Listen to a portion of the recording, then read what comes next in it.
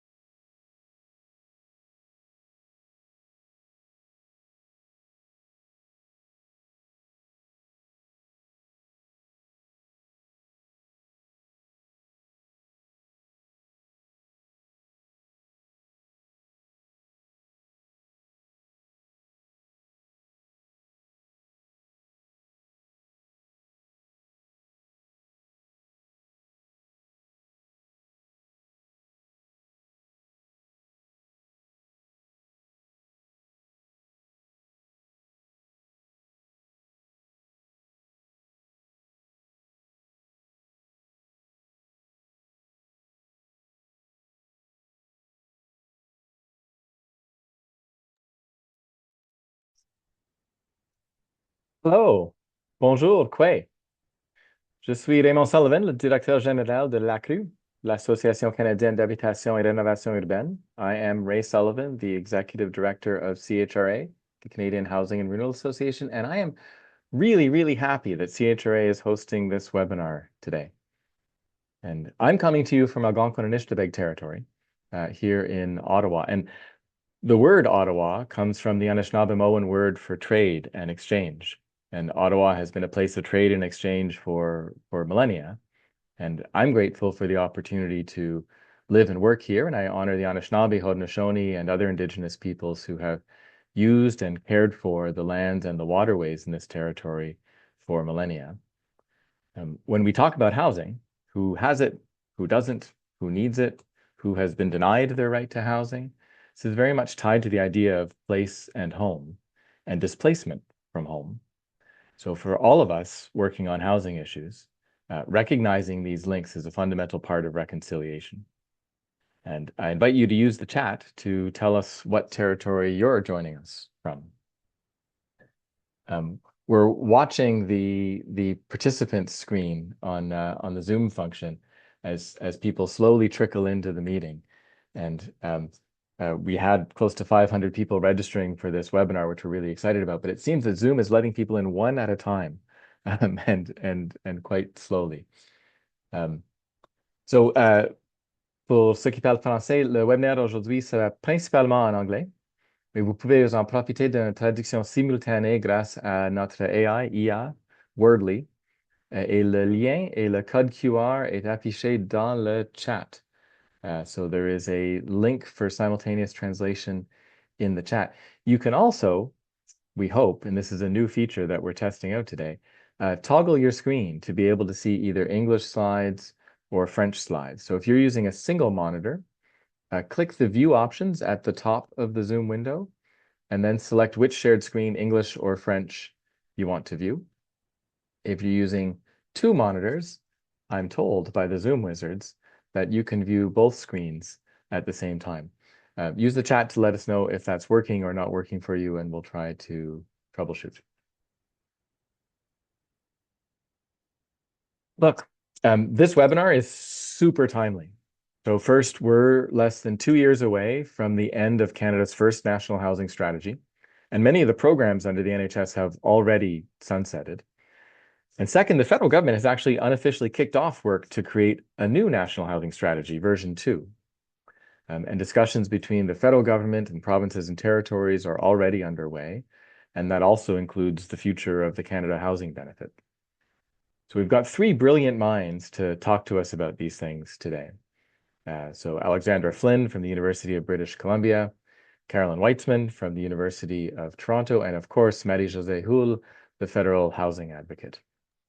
And if you're interested in these kinds of discussions, if you're interested in non-market community housing, please check out CHRA and consider becoming a member. Membership is open to organizations, individuals, housing providers, advocates, municipalities, pretty much everyone if you're not the federal government. And if you happen to be free next week, please come and join us in St. John's, Newfoundland and Labrador for CHRA's annual Congress on Housing and Homelessness. Okay, enough from me. I am very happy to introduce you to Canada's first and only federal housing advocate, Marie-Josee Houle. Thank you so much for the kind introduction. Welcome, everyone. I'm so excited to see such a huge crowd today joining us. And as people are telling us where they're from in the chat, I'm noticing that some people are posting it to all panelists, but you can also change that option so that you're posting it to everyone. And I always myself as a participant, or someone who's, joining a webinar, I always love to see where everyone's from. So as you know, Canada's National Housing Strategy was a welcome return to federal intervention in housing policy in 2017, and programs were intended to run for a decade until the 27-28 budget year. But some of the key programs, such as the Affordable Housing Fund, have already been depleted. So agreements with provinces and territories, they need to be renewed in early 27, and this is the year we need to renew the National Housing Strategy. In 2019, after the National Housing Strategy was launched, the National Housing Strategy Act was adopted, and this formally bound the Canadian government to progressively realize the right to adequate housing for all people living in Canada, to maintain a national housing strategy taking into account key principles of a human rights-based approach to housing and focus on improved housing outcomes for persons in greatest need. So the Act also established my position as federal housing advocate to drive meaningful, coordinated action towards addressing homelessness and housing need. And my office has led work on financialization of housing and addressing encampments, as well as targets and mechanisms to end homelessness and housing need. So today we have the opportunity to hear from 2 prominent housing rights scholars speak on a rights-based approach to the next national housing strategy. Adjunct Professor Carolyn Whitzman is a researcher in housing and social policy at University of Toronto School of Cities and author of Home Truths, Fixing Canada's Housing Crisis, published by UBC Press in 2024. I suggest buying the book. It's really great. And Professor Alexandra Flynn's work focuses on municipal law and governance, and she's the director of the Balanced Supply of Housing at the University of British Columbia and the author of a forthcoming book on homelessness or homeless encampments. So they've also written or co-written several reports for my office on rights-based approaches to the next national housing strategy, focusing on definitions, targets, and indicators for intergovernmental agreements, improving the Canada Housing Benefit, and the role of the conditional funding agreements towards common goals of ending homelessness and ensuring that everyone in Canada has a secure and affordable home, as well as legal issues related to municipal approaches to homelessness.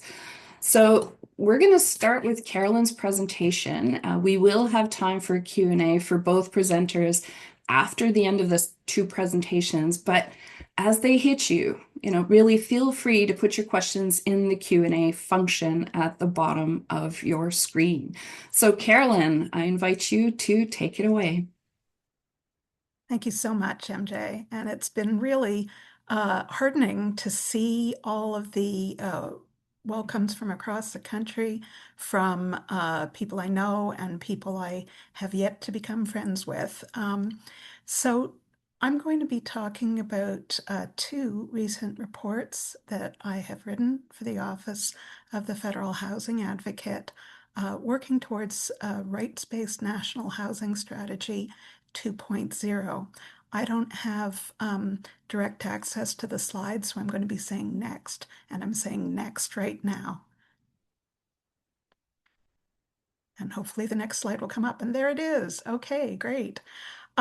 So I'm going to be talking first about rights-based agreements, and I'm going to do that by starting out with some of the basic principles of what a rights-based strategy should look like, talk a little bit about what's worked and what can be improved from the first NHS, the first National Housing Strategy, which I'll remind everyone was a re-entry by the federal government into the affordable housing policy sphere.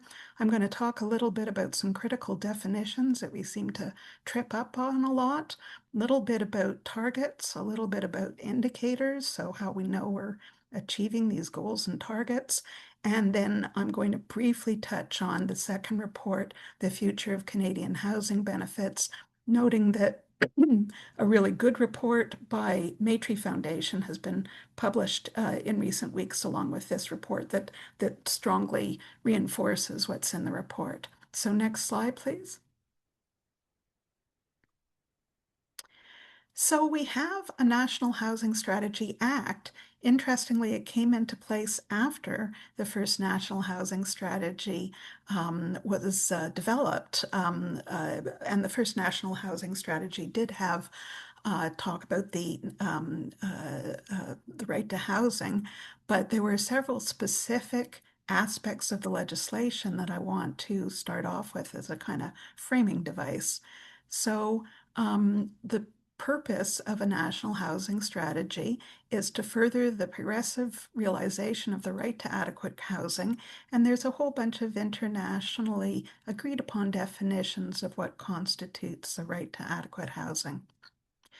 The federal government must develop and maintain a national housing strategy. So, as Marie-Josee said, we are several housing providers are getting the blue screen of death that this portal is no longer open. And part of what we're trying to do is make sure that there's continuity and that there's predictability to a national housing strategy. And also, we are committed as a country, not just as a federal government, but as constituent governments within the Canada, to focus on improving housing outcomes for persons in greatest need. Next slide, please. So this is actually a slide from New Zealand or Etaroa. But even though it uses the word decent and the international legislation uses the right adequate, I kind of like the pictures. So according to the international definition, a adequate home is affordable, it's habitable, that is, it is protected against extremes of weather. It's accessible for everyone. It has security of tenure. It's well located near schools and employment and healthcare. It provides access to basic services like water and sanitation and electricity. And it's culturally adequate. Next slide, please.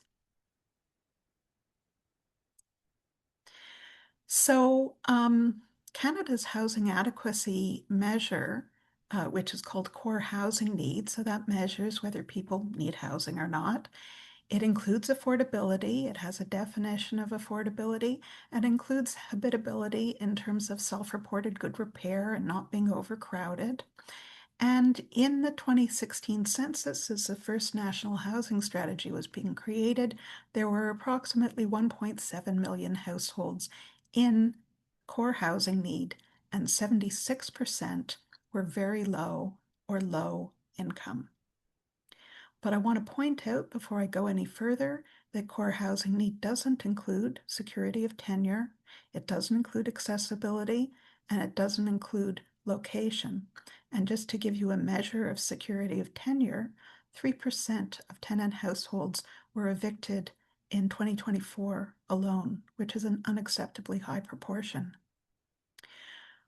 But even though core housing need is really important, it excludes some people, some households. It excludes people who don't have homes, because if you don't have a home, it isn't adequate, but it isn't measured. It doesn't, core housing need is measured by the census, excludes students. There's about 2.2, 2.3 million students in Canada, and certainly research done by students for students shows that about 75% are in unaffordable homes.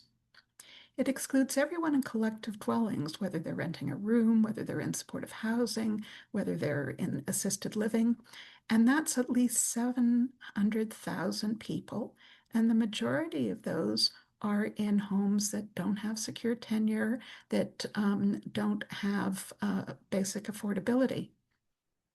And it excludes temporary residents in Canada, like migrant farm workers and asylum seekers, who, of course, are on their road, hopefully, towards being permanent residents.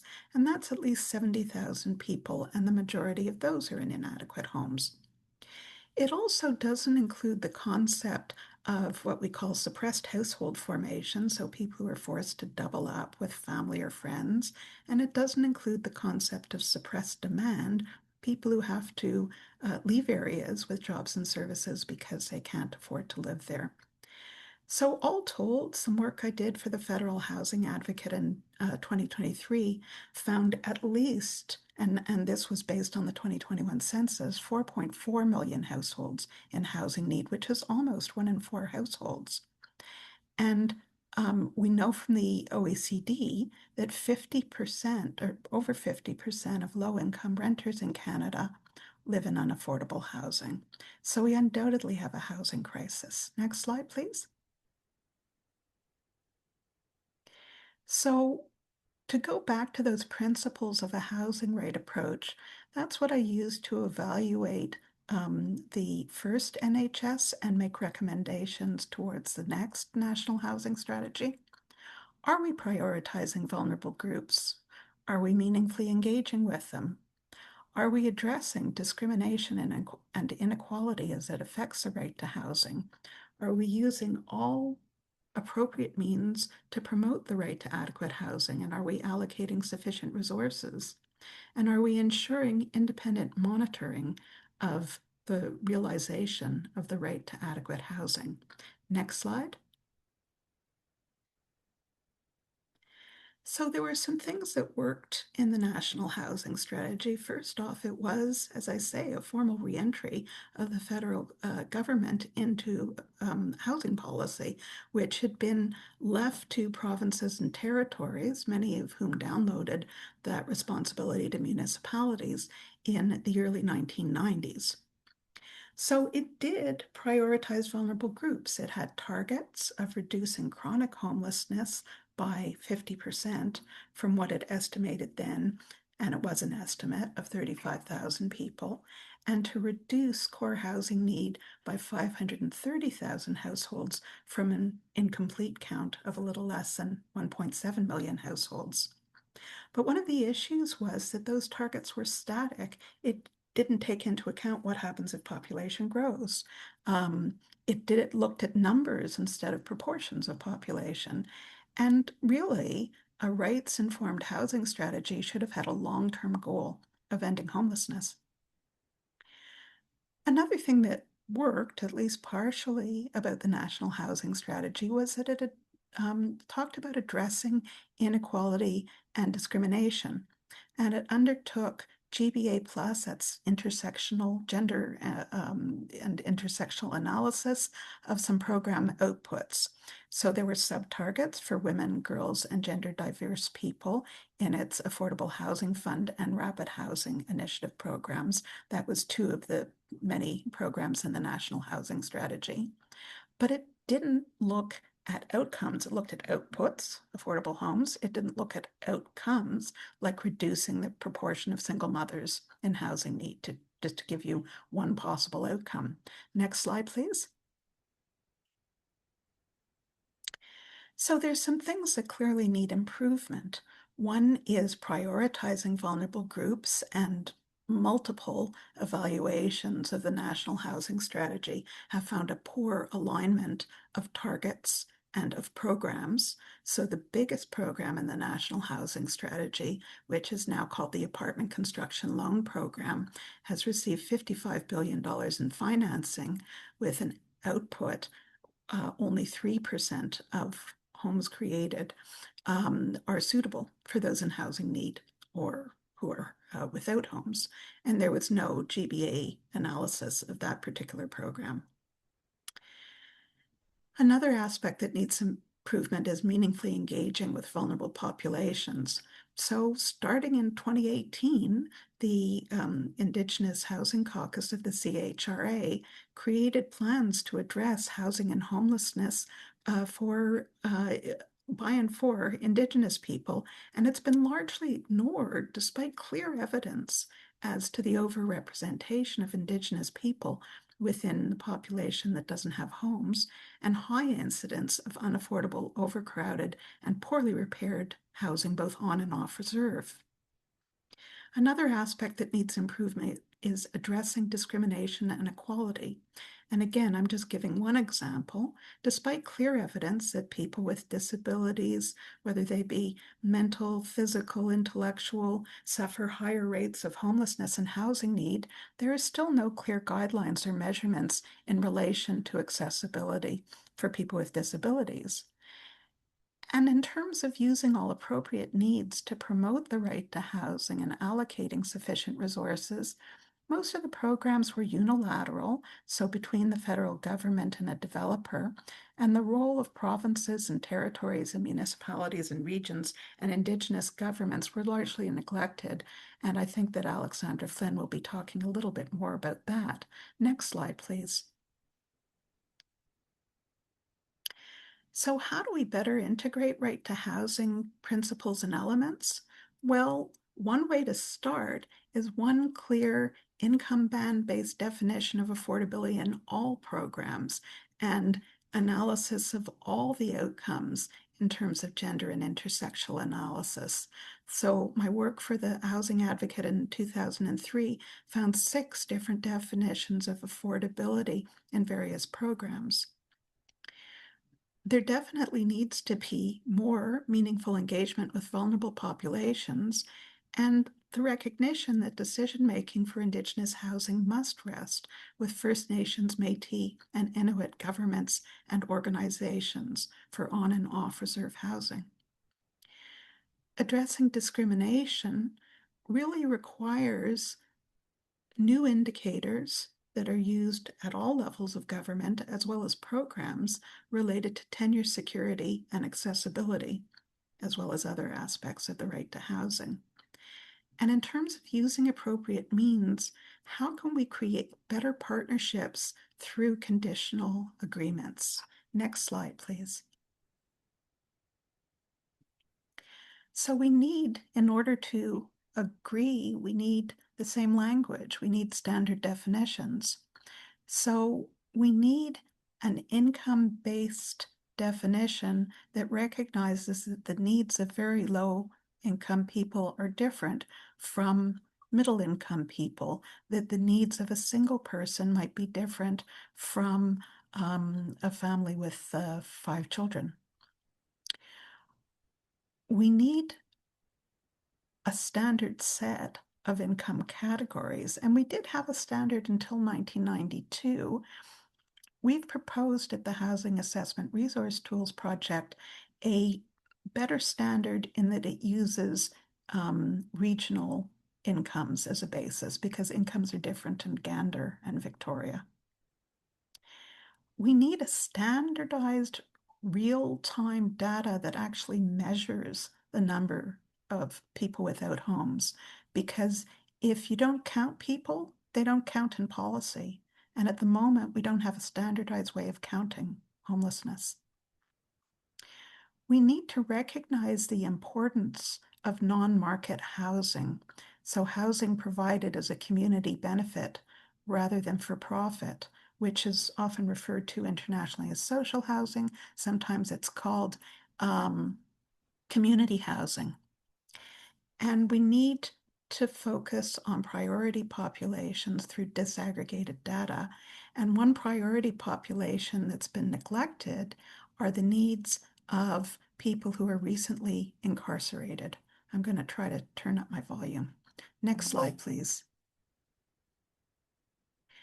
So we suggest starting with 3 overall goals, and they're based on outcomes. If we put all possible efforts, we can end homelessness by 2040. We can have functional zero homelessness. If we put maximum effort into it, we can end very low and low income renter housing need by 2050. And if we put all our efforts into it, we can ensure that all Canadians have access to an adequate home they can afford by 2060. And I know some people have questioned these timelines. It's based on, an analysis of numbers, but it's also based on the fact that homelessness is, well, people without homes are the most vulnerable, and also it's the smallest number. It's an unacceptably large number, but the solutions are there. The political will isn't. The next number in terms of vulnerability, but also in terms of the number of homes that would be needed, is very low and low income renter need. And then the largest number, of course, is all Canadians. Next slide, please. So intergovernmental agreements don't need to be that complicated. The federal government has certain mechanisms. It gets the most taxes. It can provide infrastructure financing because it has a lot of assets and equity. It's in charge of immigration, and the thing about immigration is it isn't, immigrants shouldn't be used as an excuse for inadequate housing. At the same time, we need to have a dynamic sense of who needs housing, including taking into account immigration rates. So leadership is necessary for, and really it's the buck stops at the federal government. If I was to point to a particular level of government that bears a majority of responsibility for homelessness right now, it would be provincial and territorial governments, because they're the ones who control tenant protections, land use planning, social and health services, and social assistance, which are 4 essential components to having the right to life, an adequate standard of living. And municipalities, I sometimes joke they have one job, but municipalities are in charge of planning permission. They can provide land for non-market housing, and they can provide local coordination of housing and homelessness services. But with 10 cents on the tax dollar, they can't be the primary financer of deeply affordable housing. Next slide, please. So there were bilateral agreements between the federal government and provincial, territorial, municipal, regional, Indigenous governments under the NHS. But they were very narrow. They were around a limited set of programs, rent supplements for non-market housing, some non-market supply and renovation programs. There was nothing in the agreements about tenure security. There was nothing in the agreements about net loss of affordable housing. And they were based on outputs. How many homes did you create? Rather than outcomes. Have you reduced the proportion of people without homes? And there was very little enforcement, particularly when provinces, I'm not going to mention any particular province, but I am going to actually clear my throat, seriously clear my throat. Okay. When provinces didn't keep to targets. And the Housing Accelerator Fund, which were agreements with municipalities and regions and Indigenous governments, had virtually nothing to do with NHS targets. They focused on aggregate supply. Next slide, please. So we can have better agreements with all levels of government. It can be linked to funding, and certainly the Housing Accelerator Fund and some of the other infrastructure discussions with provinces are related to funding. And in order to know, and in order to make sure that that money is well paid, well spent, we need annual targets, and we need to ensure that they have plans to achieve those targets. And there need to be clear definitions of affordable and deeply affordable housing and non-market housing linked to those targets. Next slide, please. So there's some baseline indicators that can be created by the federal government, people without homes broken down by priority populations and area. Ontario actually collects this data using HIFIS. Other provinces don't collect the data across Canada. And if you look at successful examples like Finland, every single municipality provides an annual report that's based on the same methodology, which is really the gold standard. Absolutely, we can use core housing need, but we need to add to it those groups that are neglected, like students and those in collective housing. We absolutely can have used data that exists on self-reported evictions, which is the most accurate way of getting evictions, because a lot of people get evicted and it never ends up being adjudicated. We have measures for self-reported accessibility. We absolutely, well, for a while, we didn't have good information on housing completion. It's gotten better. We have net changes in number and affordability of market and non-market housing. And we have population projections, and all of that needs to fit into baseline indicators for targets. Next slide, please. And those indicators and measurements need to fit into conditional portfolio funding to governments. I like the federal government taking a portfolio approach. I think that's great. But funding for portfolios needs to be conditional on the other level of government doing what it can do, rowing with the same energy towards the same outcomes. And there do need to be separate agreements with Indigenous governments and with Indigenous organizations. Next slide, please. So the kinds of annual indicators that could come out include reducing the number and proportion of people without homes, including the proportion of Indigenous people without homes, and inflow and outflow into homelessness. And outputs, reducing the number and proportion of people in housing need. So what are the net new and existing deeply affordable and supportive homes that can end homelessness? We need big targets in order to end homelessness. About 100,000 homes a year, either new or acquired. We need net new non-market and market affordable homes to moderate and median income people. And a suggested target would be about 200,000 non-market and 200,000 market, either created or acquired and secured. We'd need some measures of tenure security, which, as I suggest, would be about renters and evicted, towards a target of less than 0.01% a year, not 3% a year. We'd need basic standards on habitability, accessibility, and location. Next slide, please. So in conclusion to this paper, I still have a few slides on housing benefits. A Team Canada approach is necessary, using the same definitions, the same kinds of indicators, working towards the same kind of goals. One clear and simple set of housing targets, and ensure that they're underpinned by rights-based principles and elements of adequate housing. Next slide, please. Now I'm going to speak very briefly on a rights-based approach to the Canada Housing Benefit Program, because the Housing Benefit Program is an example of an agreement between provinces, territories, and the federal government that expires next year. Next slide, please. So the Canada Housing Benefit is a bilateral cost-shared program.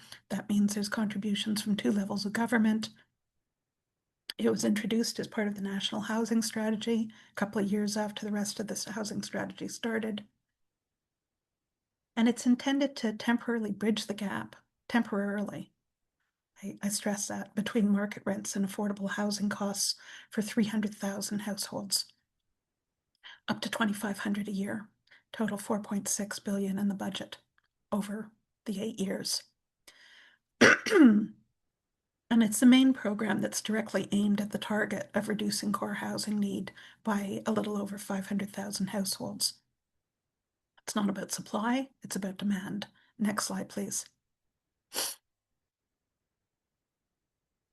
Okay, so bottom line, has a Canada housing benefit been a success? A reluctant no. There were 226 households, not 300, that received CHB by 2024, but core housing need was unchanged from 2016 before Canada Housing Benefit to 2022 after the Canada Housing Benefit. 1.7 million households, no reduction. Across the country, unsheltered homelessness has doubled, so it isn't helping people without homes. Market rents have almost doubled since 2018, which means that the gap between market and affordable rent has increased without a commensurate change in the amount of Canada Housing Benefit. And in some cases, this new bilateral funding was less than provincial schemes and didn't include energy costs. Next slide, please.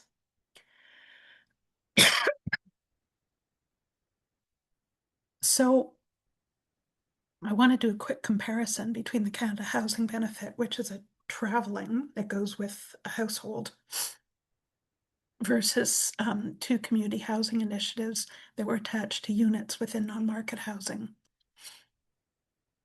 They have about the same cost.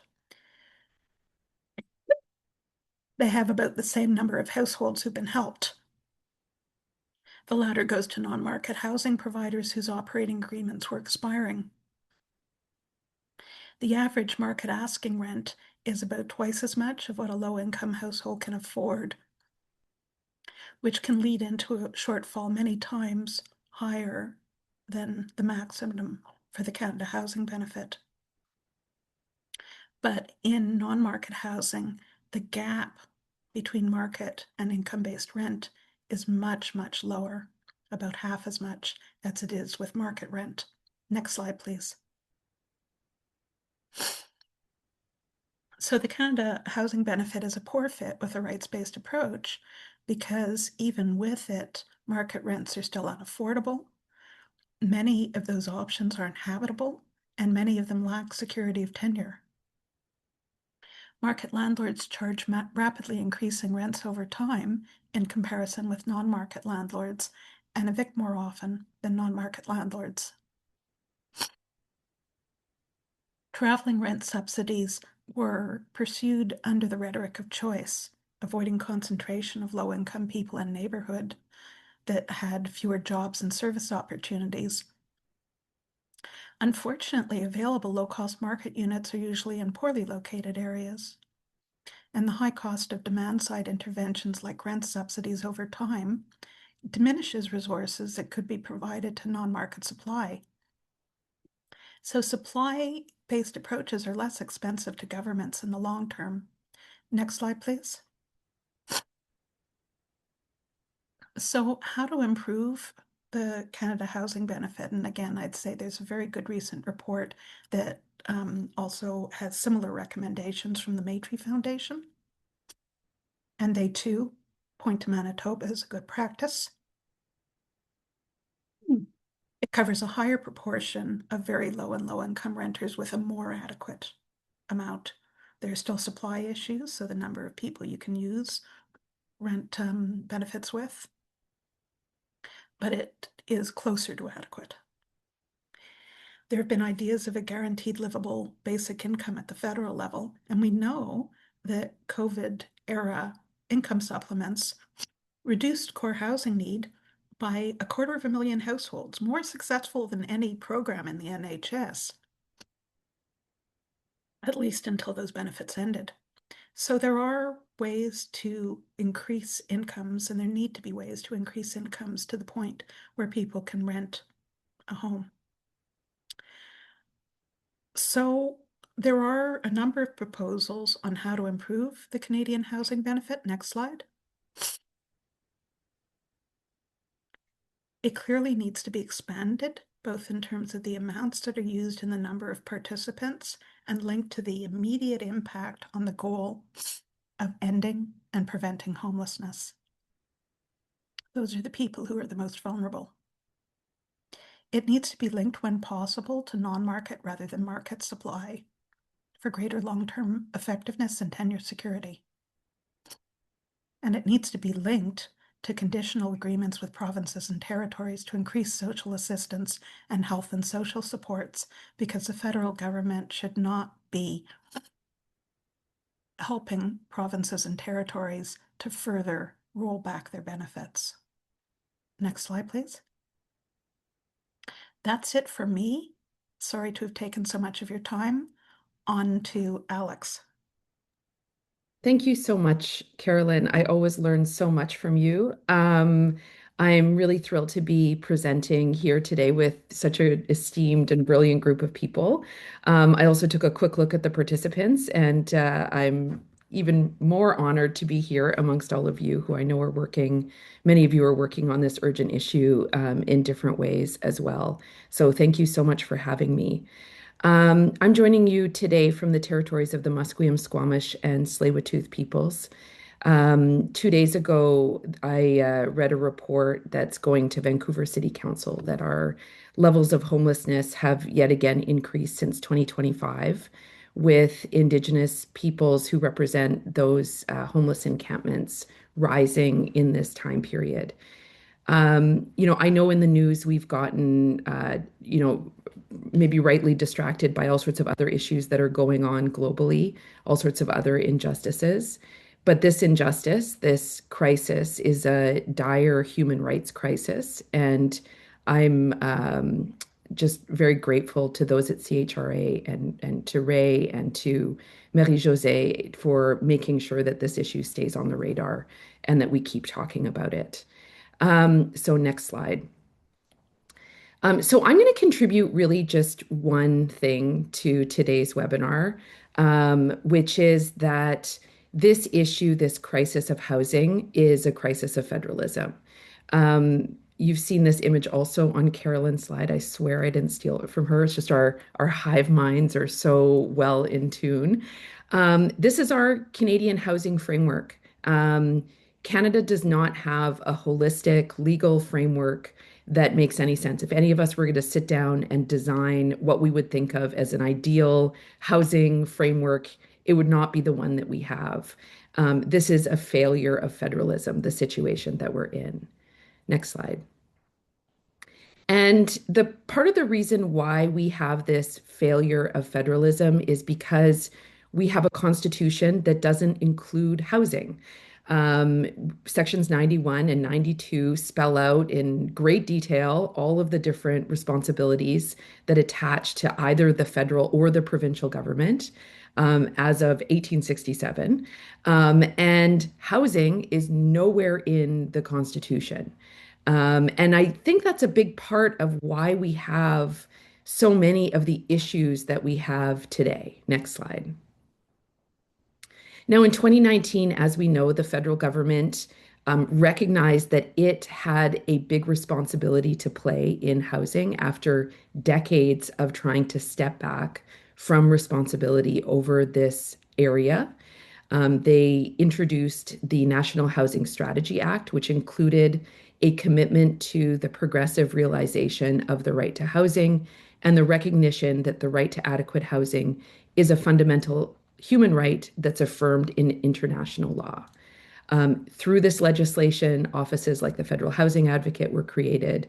The commitment to having a national housing strategy was introduced. Next slide. Unfortunately, one thing that was missing in this framework was any way of bringing the federal government to court so far. I know there's some on this call who are working very hard on that particular piece. But so far, bringing the federal government to court to say, listen, this means that there is an obligation to address housing need when it falls out of line with our international commitments. So far in the courts, that kind of argument has not succeeded. It didn't succeed before the National Housing Strategy Act was introduced, which is the case that I've put up here, which somebody here on the call was an active participant on the Tanujaja case, where basically the court said housing is a political issue, it's not a legal one. And next slide. And so far, attempts to bring the National Housing Strategy Act to the courts as well have been mentioned by the courts, but nothing has attached any further obligation to it. Next slide. Where we do see the courts stepping in to provide the most minimal levels of guarantees are in relation to those who live in encampments, those who are homeless, where in very, very narrow circumstances, the courts will strike down municipal bylaws that prohibit people from staying overnight in a park where there are inadequate or inaccessible shelter spaces available. So, in a nutshell, what I would say is that our housing framework does not hold governments responsible. It doesn't hold governments responsible to minimum commitments like the ones that Carolyn laid out about what a right to housing would entail. Next slide. So, my very modest addition to this conversation is that we have another tool, another legal tool that we can use to push this forward. And this legal tool is the contract. Next slide. So, as we know, the federal government has provided a great deal of funding, more, not enough, but it's provided more funding over the past 10 years than it had previous to that. And I've added a few of the different housing funding programs that have been introduced. Next slide. And these funding pockets are, again, much needed. Again, Carolyn has mentioned a number of them. Read her papers, please, not just these two, like the whole books and all the other papers too. So much information there about like particular funding tools and how they've worked and how they haven't. Absolutely necessary information for refining and addressing some of the gaps in these funding tools. But in my view, funding isn't enough. And it's not enough because it doesn't attach requirements to other governments who are necessary players in fixing the housing crisis that we experience. Next slide. So, in addition to housing, we have another area, another wicked problem area in Canada that also isn't mentioned in Canada's constitution that was solved through contracts. And this is health. So back in the 60s, health care was non-existent. It was privatized. Families were going into a great deal of debt in order to afford health services. People were dying. People were underserved. You can already see the parallels with what we're experiencing in our housing crisis now. And over time, it took a while. The Canadian government introduced a Canada Health Act, which basically tied principals to provinces in return for funding. And there were court cases asking, was this legal? Was the Canadian government able to do this under constitutional law? And the court said, yes, they can. They can tie obligations because this is a contract. This is a legal relationship that exists between these two governments, where one government will receive funding, and in return, it will abide by particular principles with the overarching aim that's spelled out in the legislation of having the best possible health care for Canadians. Next slide. So, in my view, this serves as a really helpful metaphor and example for what we can do in the housing context. I just want to briefly outline, because I'm sure many of the very smart people on this call will do the same, some of the challenges that we've seen in the healthcare context, just to make sure that we all are on the same page, that this is not a panacea. This is not going to address every single need that we have in Canada related to housing, even though, in my view, it'll push us farther. So the first challenge is enforceability. So under the legislation related to health, it is nonetheless difficult to hold provinces accountable when they don't abide by the principles that are spelled out in the agreements.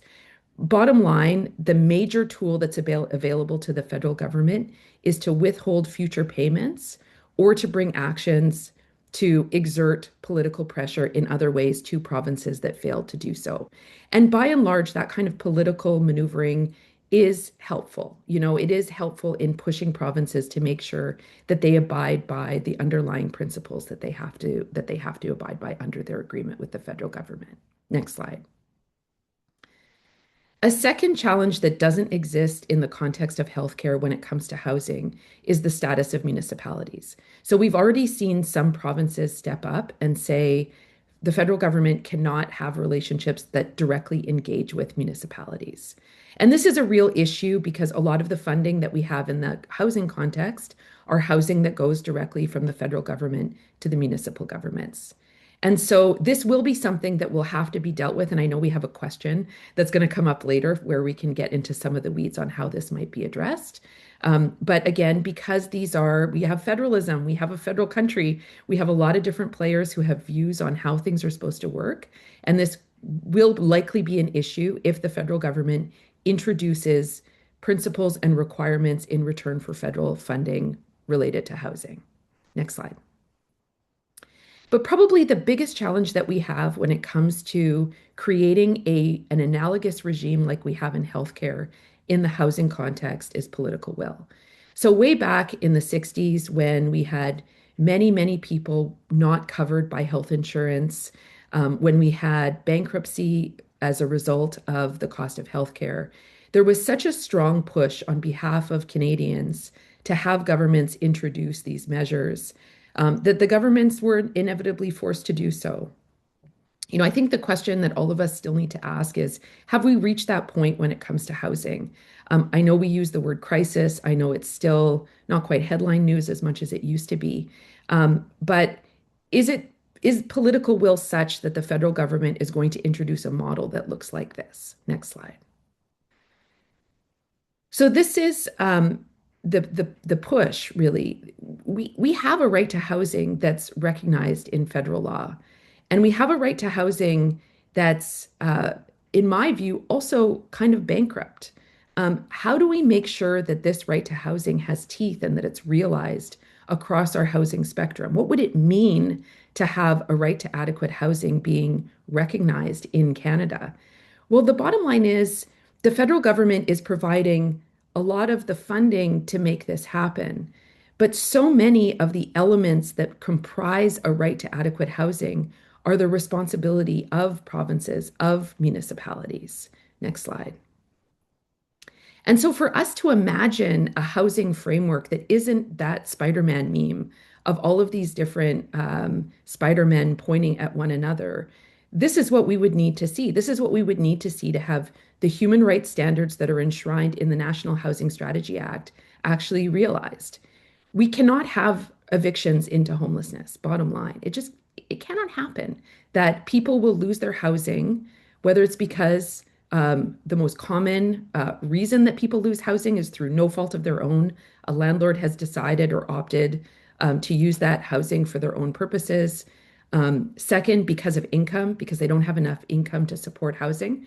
How can we evict those people into homelessness when we have double-digit increases in rents in many jurisdictions across Canada? So bottom line, no eviction into homelessness has to be a principle that is shrined in some future framework that we introduce that recognizes the right to housing as a core principle. We need to have inclusive engagement. We need to know that people are going to be heard when they have housing issues in the same way that we have enshrined in the health context. We need non-discrimination, like Carolyn has pointed out, tenancy protections, which belong at the provincial scale. We need clear accountability, which includes clear data, clear metrics, consistent definitions that all jurisdictions are abiding by. And finally, we need supports for those living in homeless encampments, as many advocates and lawyers have already pointed out. So what is this principle that ties all of this together? It's a right to housing for all Canadians. That's a bottom line aim that we can move towards in a framework that's necessarily federal because that's what we need in our federal model. Next slide. Thank you. Great. Well, thank you so much to the both of you. And, Alex, I'm listening to you speak and, the comparison to the Canada Health Act. And, for anyone that's seeking healthcare right now, regardless of where they're living, it's like, it's a question. But I am also reminded that federal budget decision in, I think, 2013 or 14 uh, came into play to cut federal contributions to the healthcare systems or the transfer payments from 50% to, I think, something like 12%. And that was enacted in 2014. And, over 10 years later, now we're seeing the major ramifications of it. But the framework still exists. So, as you're saying, with the National Housing Strategy, we're seeing the government, the federal level, putting in just incredible amounts of money. But without the legislative framework, it's still going to fail. So I think it's really making the link between, the financial commitment and then the framework and the direction kind of set in legislation. And on that note, I do want to start off by asking you a little bit of a thorny question. Like, if municipalities and Indigenous governments need to be recognized for their role in addressing the housing and homelessness crisis, do they also need to sit on a housing roundtable and co-develop solutions? Or is this going to be just another top-down, the buck stops at the federal government strategy? What are your thoughts on that? Yeah, so we need leadership, right? I mean, I think we've gone beyond not just in this present moment, but for the future, the view that the federal government can opt out of housing. Like, we've seen the ramifications of that choice that have been devastating for so many individuals and families and people across this country. That, issues that are going to last for their lifetimes, children who are not going to be able to grow up in the way that they need to because of the experiences that they've lived in poverty and without adequate housing. Um, so the federal government absolutely needs to play a leadership role in this. Bottom line, in the Constitution that I showed at the beginning of my presentation, what I didn't show was this little line, which is kind of like a catch-all, that items that are left out of these lists. I'm paraphrasing. The federal government can step in and assume jurisdiction. The federal government has the legal tools to step in and recognize that this is an emergency and that it is their role to step in. This is called the POG clause, peace, order, and good governance, to step in and address this. And they should be doing that. It is their job to do that, bottom line. They are the ones who have the financial tools. They are the ones that have the legal tools and they are the ones who've already said that they are going to play a leadership role through the NHSA in doing so. That said, the actual levers on how to do it are going to be executed at the local level, whether it's provinces or First Nations governments or municipalities. And so the best models are ones where the benchmarks, the principles are set by the federal government, and then the details on how that's going to work at the local level are left to the jurisdiction closest to the people to see how that works. And both Carolyn and I can give you lots of examples of localities that are doing that, right? That are introducing rights-based frameworks, whether it's in the context of housing or affordable housing or subsidized housing or homelessness. And I think that's where we need to go. It's not a simple answer. It's not like a one way or the other way. It's the federal government needs to step up and show leadership, and there needs to be enough room and enough capacity at the local level for the local solutions that are going to work to be used. Yeah, I'm a little bit obsessed with, what I call the invisible line, is that the minute someone crosses a provincial territorial line or municipal line, or over, an Indigenous reserve, everything that is allocated to people changes, from a legal perspective and also financial perspective. And I'd love to see a lot more uniformity in that. And the only way to get there really is through federal leadership. Carolyn, question for you. Why hasn't affordable housing gotten a clear and consistent definition in the last national housing strategy? And considering how expensive everything has gotten today, do you think that the 30% rule is still relevant? Well, let's put it this way. The greatest advantage, I'm going to start with your second question, of the 30% of before tax household income is that it's used pretty consistently across the world. So if you want to compare yourself with how other countries are doing or how Canada is doing over time, it works pretty well. Obviously, 30% of income is far more important to a low-income person than it is to a high-income person, which is part of the reason that in the past, the Canadian government has talked about an emphasis on the first two income quintiles, low and moderate income people. And these days, we could talk about the majority of Canadians, low, moderate, and median income, but we don't necessarily need to talk about affordability for higher income people. So the right to housing talks about enough left over after housing to afford other essential things like food, transportation. Energy should be included in housing. I mean, you could do that, but you'd need to calculate it for every single person. So 30% is sort of, it's the rough and ready thing that we need to use.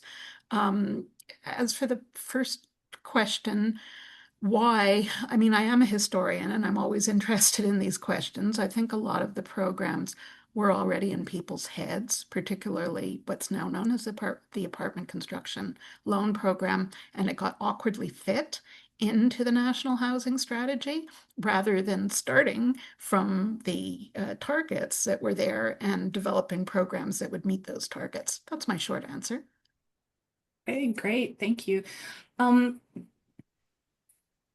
Oh, there's so many questions in the chat, and thank you so much or not in the chat, in the Q&A, and I'm seeing some in the chat as well. And I'm going to ask a couple, but also if the two of you see anything that you want to answer as well, feel free to jump in.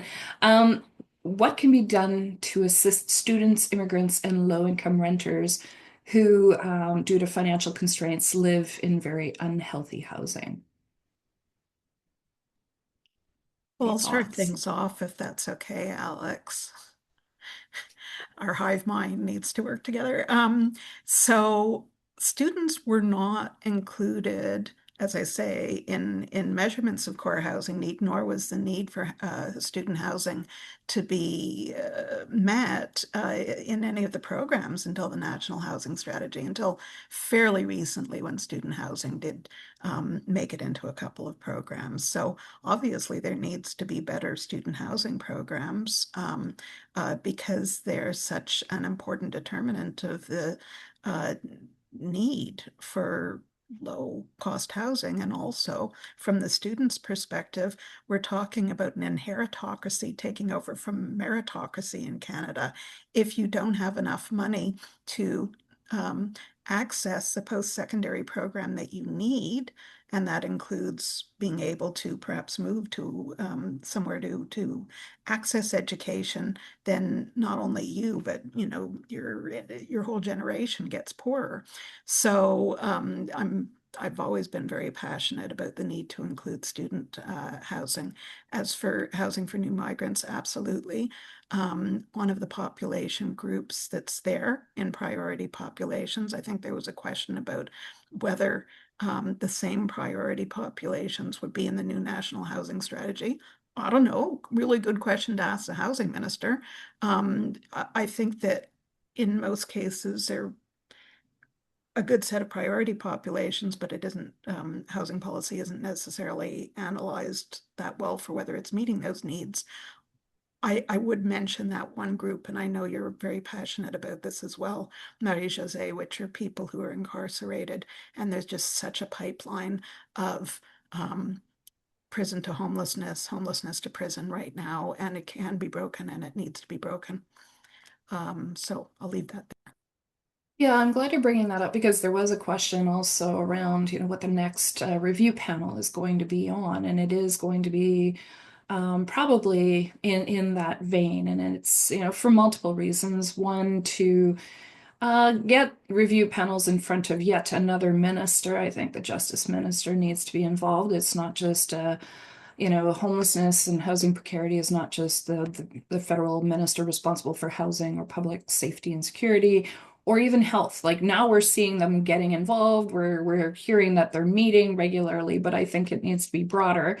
But also, as you said, there's a direct pipeline that we know, and just for curiosity's sake, my office and I are working with St. Leonard's right now on research uh, on upstream solutions for youth experiencing homelessness. We know that the foster care system has failed so much, and that is one huge demographic that is a direct pipeline to the justice system. And we know that the minute someone is justice involved, quite likely they will end up being chronically homeless. And so just, I'm throwing that out there. We're working on that right now. But there is, you know, the comment that you had made, Carolyn, is that if you're not counted, you don't count and you're not reflected. So there was another question about good approaches to counting, right? So with pit counts, they're complicated, they're incomplete. Do you have any thoughts on, especially people, experiencing hidden homelessness? Any thoughts on the counting piece? And Alex, feel free to jump in too. So. Well, I'd say that again, I'm going to mention Finland. Their annual report counts from every municipality in Finland, including some quite small municipalities that are based on um, agency intake. So what in Canada would be called HIFIS or a by name list. And I think that that's a better sense of flows and needs than you get from a point in time count. So I would like to see, as is currently the case in Ontario, move towards a more consistent approach across municipalities and regions. Um, the question of hidden homelessness, it's included in international definitions of homelessness. It's included in Finland, to be sure. I think that anyone who comes to a service, for instance, a service that somebody needs a home because they're doubling up right now needs to be included in homelessness. And we cannot address what's working and what isn't to deal with people without homes until we have a consistent and replicable and comparable way of counting homelessness. And it astounds me. I mean, I just can't say another word for it. It astounds me that 10 years after the National Housing Strategy, a lot of people are still relying on an estimate from 2016, and that's the best we can do. That's crazy. If I can, there was a question about how much does this cost? And I see Alex is typing an answer, but I'm just going to say a couple of things about cost. The first is that we spend a lot on housing. We spend 11 billion, over $11 billion a year at the federal level alone in terms of tax um, breaks that mostly go to higher income people, specifically the principal property exemption of the capital gains tax, which even in the US has a limit, and in Canada it doesn't have a limit. And if you're looking at who gets benefits from capital gains tax, a remarkably high proportion goes to the top 5, even top 1% of Canada's population. If you look at the National Housing Strategy, again, the cost is a little less than $11 billion a year, but half of that goes to the apartment construction loan program, which, as I mentioned in my presentation, has predominantly created rental that's only affordable to people in the higher income categories. And again, we haven't tracked what the rents are, which is, again, crazy if you're putting 55 billion into a financing program. So part of it is how much money would it take? But there's a far more important issue here, which is are we prioritizing our resources towards the progressive realization of the right to housing? We really, really aren't right now. And I would love to see every housing related expenditure, getting some kind of scrutiny in terms of who is it benefiting. But if I was to talk about a cost, we sometimes talk about 1%, which is actually on the low side for the OECD, although Canada federally certainly only pays about 0.6% of the GDP on housing.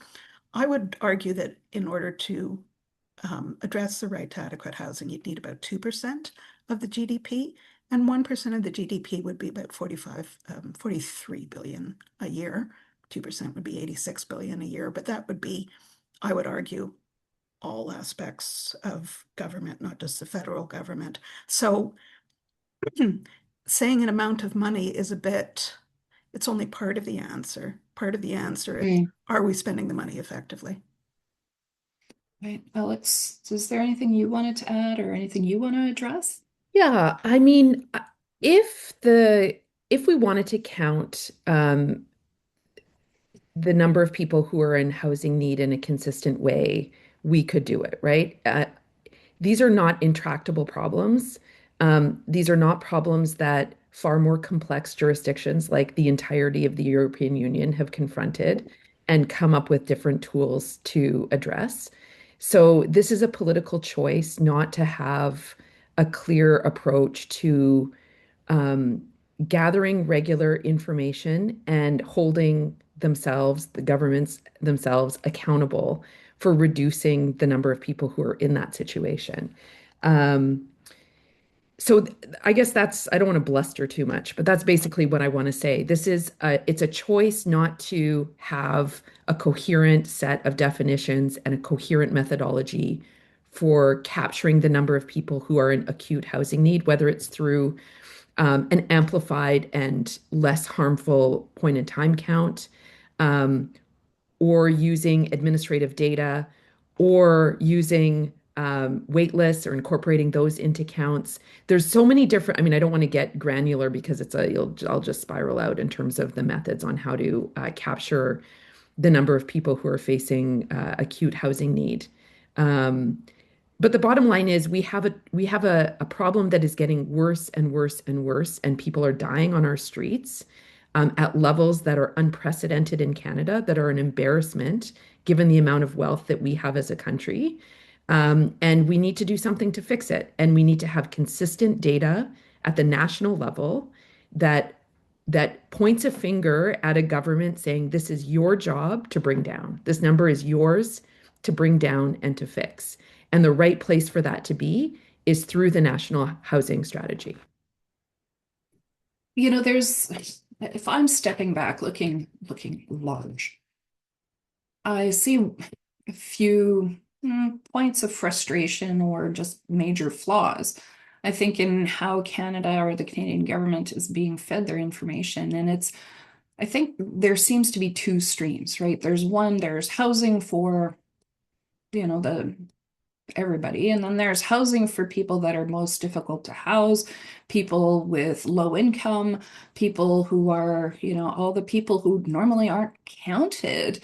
And they're treated as two different things. And instead of seeing it as one whole system, and how people can move up and down over this huge, chasm, and failing to recognize that people will go through this gap, right? This I guess, this barrier. And it's not just there's two systems of housing in Canada, but governments are often informed by two systems, right? So, and assuming that the second system will be taken care of by the non-market housing sector. And I think Canada has to change its way of thinking about this and remove that barrier. And I think the only way to do that really is to have a rights-based approach. Um, do you have any thoughts on that and how? I mean, I guess politically, okay, so now we have a government it's a majority government as officially as of yesterday, and we've seen lots of activity by this new government and, dealing with all sorts of crises. And I kind of feel like, and I encourage you all, now what? Push the government. Now what? You've established a base, you've established stability. That's great. You're continuing on that. But now's the time to focus on Canada and the housing crisis. So, really, the big question is now what? What are your thoughts? Well, I'm going to I'm going to rephrase your question, which is how do we get involved in advocacy on a national housing strategy that, as far as I know, this is basically the first salvo on the national housing strategy. Um, as Ray said at the start, our wonderful hosts, the CHRA, are meeting next week in St. John's, Newfoundland, which is as good a place as any, given that Confederation started in Charlottetown. St. John's is as good a place as any to start talking about advocacy for the next national housing strategy. We know that, for instance, agreements that are behind the housing benefits expire early next year in some cases, and that there is no money left in the Affordable Housing Fund, et cetera, et cetera. So there does need to be some national advocacy. My understanding is that there will be a white paper similar to the kind of uh, relatively short time frame to comment on Build Canada Homes that happened, coming out at some point. But I would get out ahead of it and I would say, okay, this is what needs to be in the national housing strategy. If people were to use our papers as a basis, that would be great. There's some other good ideas floating around. I mentioned Maitre's work on the Canada Housing Benefit. I would love to see some concerted advocacy as to what should be in the next national housing strategy and involving as many actors as possible. The 400 or so people who registered for this webinar is a good start. Yeah, I mean, I think this summer is going to be a really important time for national housing policy. So now is the time to insert into that conversation. Alex? Yeah, I obviously agree with everything Carolyn said. And I guess I want to add a little more urgency to it and like a little bit of a fire under all of us who are advocates, authors, lawyers, anyone working in this space. Maybe some of you are in actually working in the federal government who are on the helm of these issues. This is the time for us to be outlining a coherent strategy. It's been a little while since we all came together and thought through and we're aligned around a strategy for how things should look and getting into the granular levels of how exactly funding is going to work or what relationship is going to look like here and there. That's exactly the kind of work that we need to be doing now. Never before have we had a federal government with this amount of expertise around housing. We have people who have been on the front line of housing for decades who are now our elected leaders. We have a new MP who is an expert in health and understands the reality of inner city health, the impacts on women and racialized women and Indigenous women who live in downtown Toronto. This is the time for us to be bringing forward that data and that information and those solutions. And we cannot let up. We cannot assume that that this is going to go forward without our advocacy. So we need a big tent, and we need to be doing the work now. We can't let it go. Yeah, this is really great, and I hope this, carries us forward. What I've heard is that, with the consultation, Carolyn, like you said, there's going to be a paper. The should be looking for funding dedication through a spring economic statement, and knowing that it's going to be cemented in the fall budget. So the window is very, very short because the consultations won't be going on in the fall. they'll be going on probably May, June, and then that'll be it. So anyone has anything they feel that federal officials should be hearing, it needs to be done now. And then if you're talking about big tent, here's one that concerns me a lot, is that a lot of the programs of the current national housing strategy and Build Canada Homes have been focusing on large urban, and including the encampments fund. So there's a question around rural communities, and this is a question on my mind too, because I've spent time in the north, I've spent time in Métis settlements in northern Saskatchewan, and and CMHC has done a really great report on migration of people within the country. People do move. Do you have any thoughts on how the federal government also has to not forget about rural, remote, and northern communities? Well, I do have some thoughts. I think in some cases, Build Canada Homes is making agreements with entire territories, as in the case of Nunavut, or entire provinces, as in the case of New Brunswick. I think a portfolio-based approach does require a certain like population or capacity within a jurisdiction, but absolutely we're seeing rural homelessness, etc., everywhere. I just want to ask if there's anyone from the Office of the Federal Housing Advocate who can put links to our reports. And I believe that the CHRA is, because I see we're running a bit low on time, some people from the CHRA that will make our slides available in a few days, and this recording available in a few days. So I just want to say to anyone who's been going, gee, I wish a friend had seen this, or hey, I'd like to watch it again because, gee, there was a lot of stuff that people were talking about really quickly. It's going to be available, and the reports are now available in both French and English, as are the slides available in French and English. Sorry to uh, not answer your question, but just sort of say what I needed to say anyhow. Can I add, Um, Marie-Josee, do you mind if I jump in with one statement about Yeah, the rural please go and ahead. northern? Yeah, Ray opened up this conversation that we had by talking about infrastructure, that in Anishinaabe, and I hope I'm getting your comment right, Ray, that housing, if you translate according to the language, it's a kind of infrastructure. And, you know, again, this is a government that believes in infrastructure, right? That this is a government that believes that this is the time. We have generational windows that open up to address infrastructure gaps, whether it's in Nunavut or it's in rural BC. And so continuing to say that housing is a form of physical infrastructure, a form of social infrastructure, that it's necessary to achieve other aims that the government has, is absolutely key. I mean, the highest rate of homelessness is in Iqaluit in Nunavut.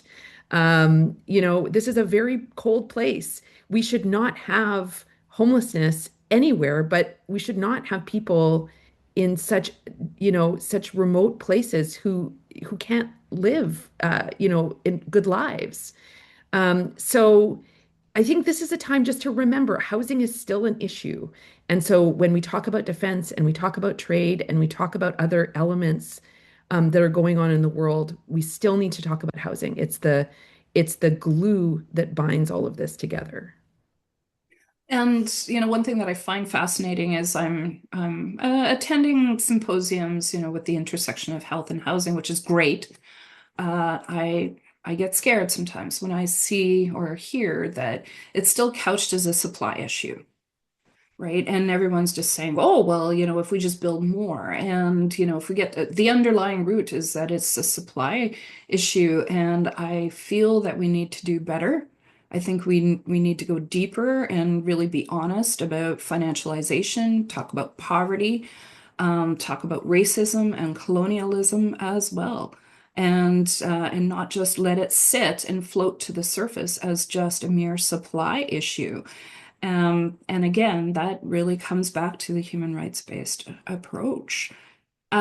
Before we close, any last comments? I know we could go and we should go on forever, but we can't. But any last comments, Carolyn? Well, I think that the question of supply, the question of cost, I think you hit it on the net, on the nail on the head, Marie-Josee, which is it's not just more, it's who needs what housing, where, and at what cost, which means spending smarter.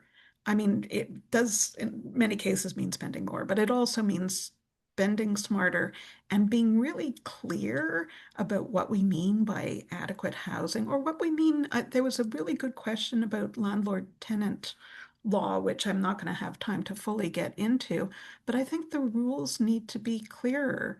You know, what makes a good landlord-tenant relationship? What makes a bad landlord-tenant relationship? What do we mean about affordable housing for whom? That kind of thing. What do we mean about adequate size and accessibility for whom? And the clearer we are in our expectations of one another and of other levels of government, the easier it's going to be to enact the right to adequate housing. So that's my last thought. Alex? Yeah, I mean, I saw a question in the Q&A from a young person saying, "How can you get involved?" I think that's what I want to leave it with is we can we can make this better. We are making this better by presenting information, keeping it on the radar. Even though it's very incremental progress, we have much more information than we had 6 years ago, 5 years ago. Um, we know each other. We know the kinds of work that needs to be done. We can build out that tent. We have to keep it going. That's my pitch. We have to keep it going. Oh, this is amazing. Thank you so much. Well, so I guess to kind of wrap up, the federal government is developing the next national housing strategy. I love that we were able to talk about how to get involved. I hope a lot of you are going to be attending CHRA conference. This is, the three reports will be published on the Homelessness Hub website, but I'm glad to see thanks to my colleague Emily for posting them in the chat. Um, Many thanks to CHRA. Thank you so much for organizing this webinar. Many thanks to Carolyn and Alex for your reports and presentation, and to everyone that is still out there and everyone who attended. Thanks for the chat. Thanks for the questions. And I look forward to seeing you folks again. Ray, did you have any last closing comments at all? Just gratitude and thanks to these fantastic three panelists. And for those of you who are joining wherever you are, please clap along at home, at your offices. What a great opportunity for us all to be part of this conversation with the three of you. So thank you very, very much. Great. Well, thanks again. I look forward to crossing paths with you all. Be well.